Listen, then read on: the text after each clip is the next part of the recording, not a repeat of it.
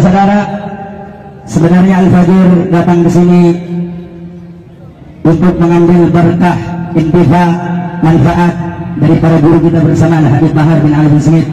Akan tetapi beliau memerintahkan kepada Al-Fajir untuk menyampaikan, semoga apa yang kami sampaikan bisa bermanfaat untuk kami pribadi dan kepada segenap hadirin hadirat yang hadir pada malam yang mulia ini. Saudara-saudara yang dimuliakan oleh Allah Subhanahu wa taala, dalam Al-Qur'an Allah Subhanahu wa taala berfirman, "Qul in kuntum tuhibbuna Allah fattabi'uni yuhibbukum Allah wa yaghfir lakum dzunubakum." Katakanlah wahai Muhammad kepada mereka yang mengaku cinta kepada Allah, fattabi'uni, maka ikutilah aku. Maksud ikutilah aku adalah mengikuti baginda Nabi besar Muhammad. Jika kita mengaku cinta kepada Allah, jika kita mengaku sayang kepada Allah, jika ingin kita diridhai oleh Allah, maka wajib bagi kita untuk mengikuti dan setia berada di jalannya dan ajaran baginda Nabi besar Muhammad. Saudara-saudara, di hadapan kita ada salah satu guru kita bersama di antara sekian banyak guru-guru kita, yang mana beliau telah menyatakan kesetiaannya, mengatakan pengorbanannya, mengatakan kecintaannya khususnya kepada kakek beliau baginda Nabi besar Muhammad sallallahu alaihi wasallam. Yang mana saudara-saudara telah banyak kita lihat baik dengan mata kita dan kita mendengar dengan pendengaran kita bagaimana pengorbanan beliau, bagaimana beliau diintimidasi, bagaimana beliau dikriminalisasi, dan juga guru-guru kita, imam besar kita telah menunjukkan bagaimana kesetiaannya, bagaimana kecintaannya kepada ajaran datuknya baginda Nabi besar Muhammad. Saudara-saudara, yang ingin saya sampaikan bagaimana perjuangan beliau, kita ambil bagaimana pelajaran dari kisah-kisah perjuangan beliau, kisah-kisah daripada semangat beliau. Saudara-saudara, Allah Subhanahu wa taala menyatakan di dalam Al-Qur'an, "Wa kullan naqussu 'alaika min amba'ir rusuli ma nuthabbitu bihi fu'adak." Wahai Muhammad, telah kuceritakan kepadamu kisah-kisah para nabi, cerita-cerita para rasul agar meneguhkan hatimu, agar menguatkan hatimu wahai Muhammad. Saudara-saudara, jika hatinya Nabi Muhammad Allah perdengarkan daripada cerita-cerita bagaimana perjuangan-perjuangan para anbiya, perjuangan-perjuangan para asfiya, perjuangan-perjuangan para rasul, bagaimana di dalam menegakkan agama Islam tidak ada yang gampang, tidak ada yang instan, tidak ada yang mudah di dalam memperjuangkan ini agama.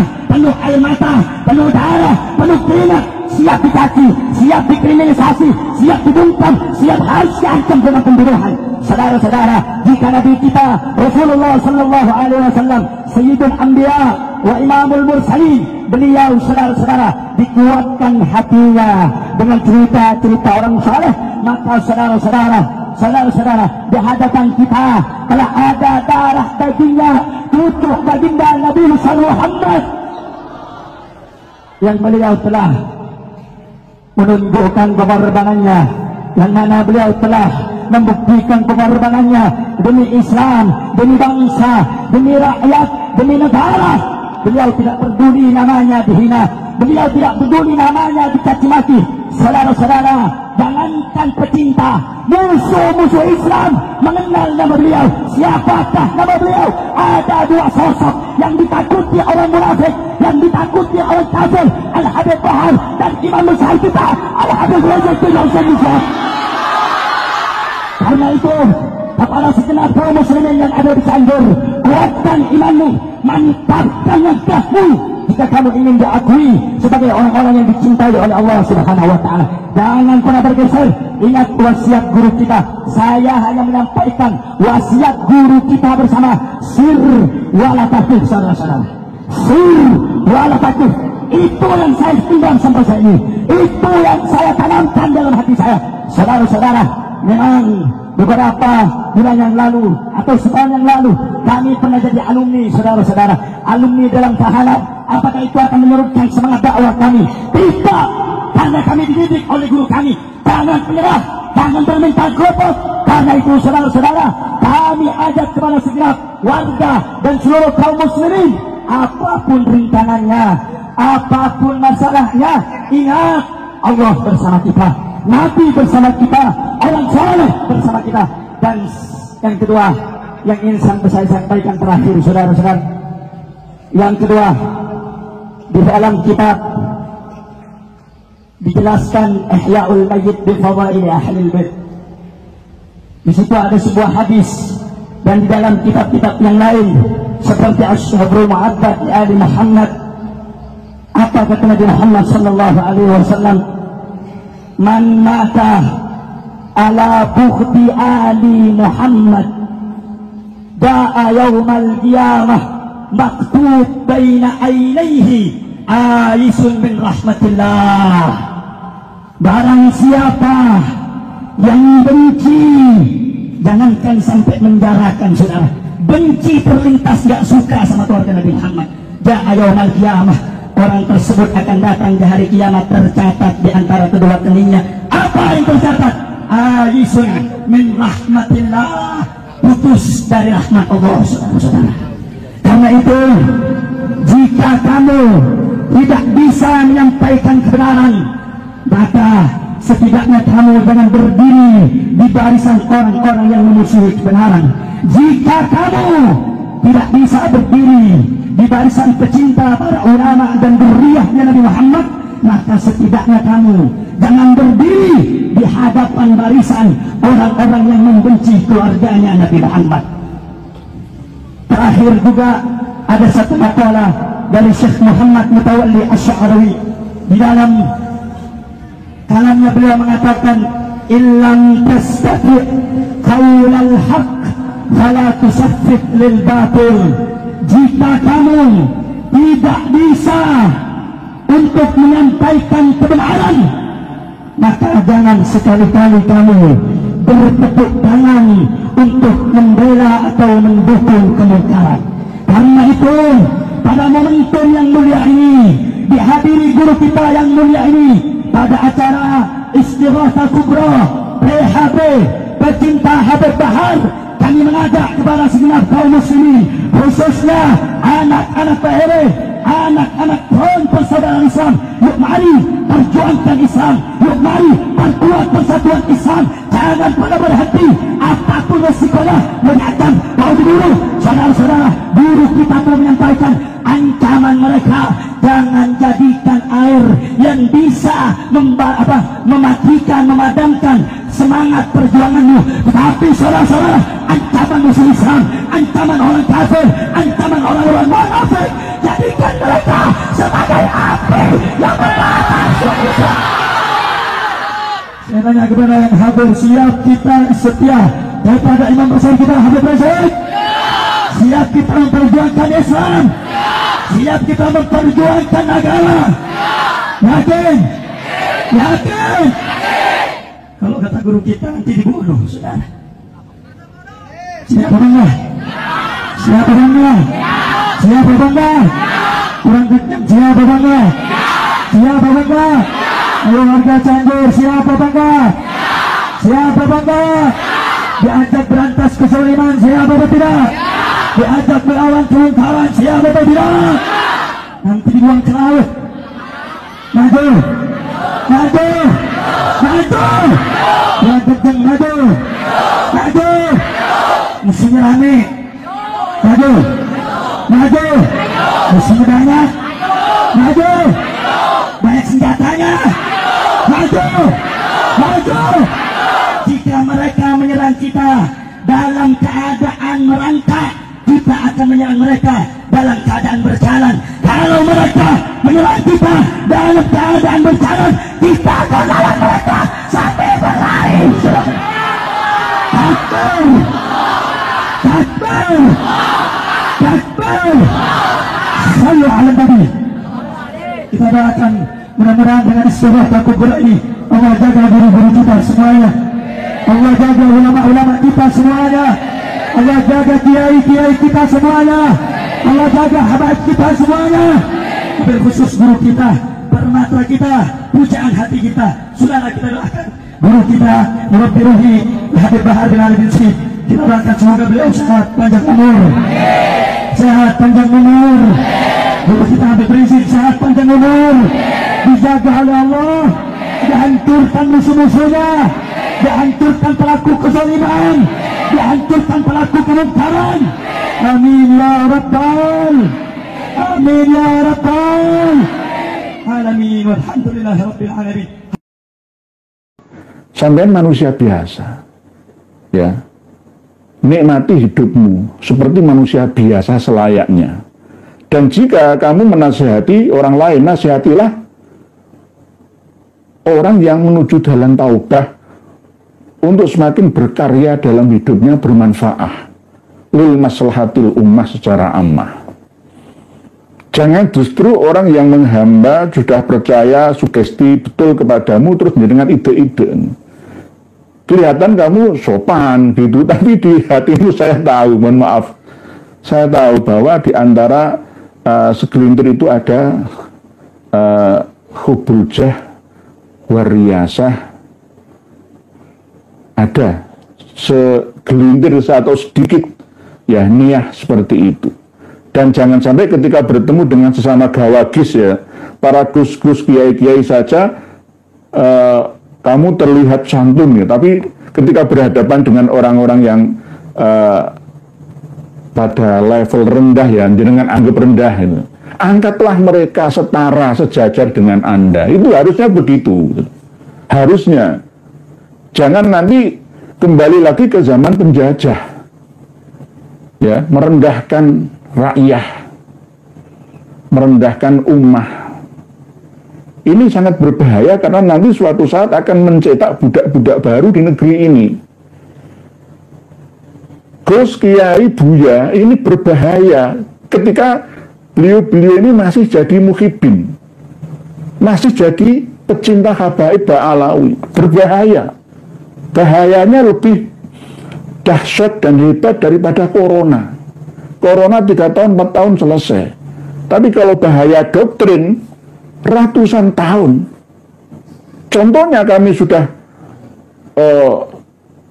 leher otot kami ini sampai kadang-kadang tegang ya. Masih banyak yang nyantol, belum sadar-sadar. Muhibinnya ini masih banyak yang terkontaminasi, terinfeksi ya racun doktrinnya Habib Ba'alawi. Ya ini, oleh sebab itu Dik Muhammad Iqdam atau Gus Iqdam, saya nasihati Anda, walaupun Anda itu ya muridnya Gus Kausar Ploso itu sudah dikuasai Ba'alawi, Lirboyo sudah dikuasai Ba'alawi, tinggal mau melawan atau tidak orang-orang dalam sana.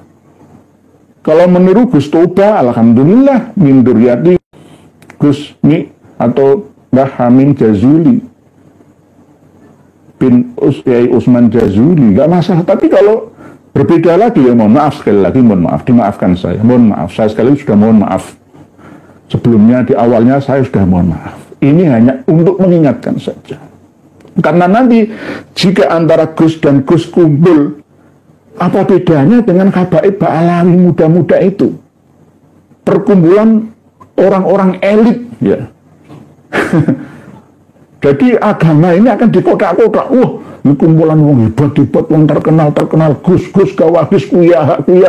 Akhirnya apa? Masyarakat ini terabaikan. Terus masyarakat atau umat atau jamaat atau murid atau santri ini nasibnya seperti apa? Ya rendah. Ketika Gus Kiainya dipegang oleh para Habib Ba'alawi, otomatis pengikut di bawahnya mengikuti pimpinannya.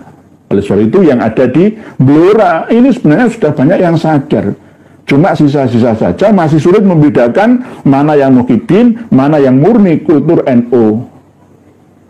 Kiai guru ngaji, wis pokoknya salawatan apik lah ya. Ya nggak masalah sih sebenarnya. Cuma yang akhirnya gara-gara buktinya tawasul itu tadi. Tawasul itu tadi. Nah, ya, tawasul itu itu kan acara apa ya? Kirim doa yang babat desa kan ya. Ya seharusnya dikirimi ya Wali Songo. Lalu menurun sampai man fataha hadhil qaryah di Sopo, Jatirejo, misalkan Sopo Mbah Sopo, kan begitu. Lalu leluhur desa situ yang berjasa babat alas, ya, memberi nama desa tersebut. Bukan ya itu, tapi jangan lupa Wali Songo Aulia Utis Afil Jowo Nuswantoro. Itu yang paling penting, kualat dengan Wali Songo. Ini era kebangkitan Wali Songo kok mau ditinggalkan begitu saja, diremehkan, malah berkiblat ke wali-wali yang tidak asli dari Hadrami sana. Itu bagaimana? Jadi tawasul kepada Ubaidillah dan Fakih Muqaddam, akhirnya jamaahnya dikabulkan, ambruk. Ya, ambruk, ya saya tidak nyukurno, nanti dikira hati saya ini tidak baik, murni, suci, enggak. Cuma ya saya sesalkan itu.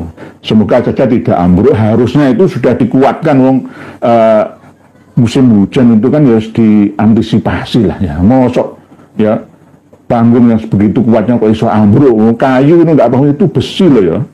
Kayak iso ambruk itu loh ya. Nampung air ya nggak mungkin lah, semua kan sudah diantisipasi lah. Ya inilah peringatan, nggak ada angin, hanya hujan, ya hujannya nggak terlalu deras. Kok bisa ambruk seperti itu? Nah ini peringatan ringan ya. Dari guru saya menyampaikan ke saya bahwa itu peringatan ringan dulu. Ada yang di panggung mati langsung seorang kiai ketika membenci perjuangan pembela wali, akhirnya dicabut nyawanya. Ada yang muhibin kelas akut dari Pasuruan, Kejayan datang ke Solo, meninggal dunia di sana. Ada yang benar-benar membela Ba'alawi sampai mati, betul sampai mati juga. Lah, ini sebagai bukti peringatan dini agar kita berhati-hati. Dengan bela Ba'alawi itu siapa mereka sebenarnya ini, gitu loh. Tak cari tahu biografinya, sejarah manakibnya. Lawang Wasilah menyebut namanya kok nggak tahu sosoknya itu bagaimana.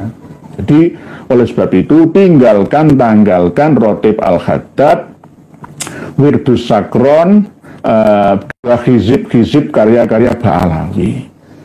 Simtud Duror itu juga tinggalkan saja, ganti ke Berzanji. Berzanjinan dibaan Syarofil Anaman Nadoman Azaban, cukup itu ya. Jadi penting bagi semua warga NU. Ini hampir 30 menit ya. Ini sengaja tidak berat-berat materinya. Ini enteng-enteng saja. Insya Allah live yang akan datang kita kasih kitab berikut manuskripnya. Nanti selang-seling ya, agar tidak tegang-tegang betul. Karena nanti kalau saya menyampaikan kitab atau manuskrip kalah, biasanya itu 50 menit jenengan yang kalah. Cuma jenengan kena berapa menit itu. Jadi ini sengaja 30 menit ini kami akhiri untuk berinteraksi dengan panjenengan semua. Intinya tawasul kepada Imam Ahmad Al-Muhajir, Ubaidillah, Alwi, Al-Fakih Muqaddam dan seterusnya itu tinggalkan saja. Tinggalkan saja. Karena jelas mereka itu adalah kelompok pendusta yang berbohong tapi mengarang kitab yang sebegitu banyaknya, merubah-rubah sejarah sejak dari tanah leluhurnya. Padahal di Hadramaut di Yaman sana itu juga ditolak, diakui bukan orang asli sana. Lalu membuat satu catatan-catatan internal mereka yang paling kuat mendominasi itu di sini, di Indonesia. Karena orang Indonesia ini banyak yang lugu-lugu, polos, lucu-lucu. Hampir sama seperti ketika belum mampunya orang Indonesia untuk menerima perbedaan. Apalagi semisal judi misalkan ya, judi Marsik misalkan, Malaysia misalkan, Singapura misalkan. Dulu pernah tahun 80-an ada SDSB. Sebenarnya kalau disikapi dengan arif dan bijaksana, adu nasib itu sebenarnya ya dosa, ya, tapi dosanya tidak lebih dalam lagi. Tapi di sini akhirnya malah justru memuja-muja tempat-tempat keramat, ngeramesi, mimpi ada orang tabrakan diramesi, ada tafsir 1001 mimpi itu. Mimpi judi itu loh, nomor Marsik Malaysia, Singapura. Ya, kalau di sana itu ya nggak ada, ya murni di Texas ya, di Hong Kong ya, di Kowloon ya, itu ya orang ngadu nasib biasa. Tapi kalau orang Indonesia kan penerimanya beda, langsung dukun laris di mana-mana. Ya. Batu-batu besar, pohon-pohon besar itu mengalami pemujaan besar-besaran di Indonesia. Ya itulah sama seperti Pak Alawi ini. Pak Alawi ini tidak laku di negara selain Indonesia. Di Malaysia saja sudah banyak yang menolaknya, kok nggak laku. Di Indonesia, di Jawa ini khususnya, sama Kalimantan yang nemen. Kalimantan sama Jawa itu nemen. Ya. Dibodohi, mudah ditipui gitu, oleh mereka. Nah, inilah kewajiban para ulama untuk menyampaikan kepada seluruh umat Indonesia.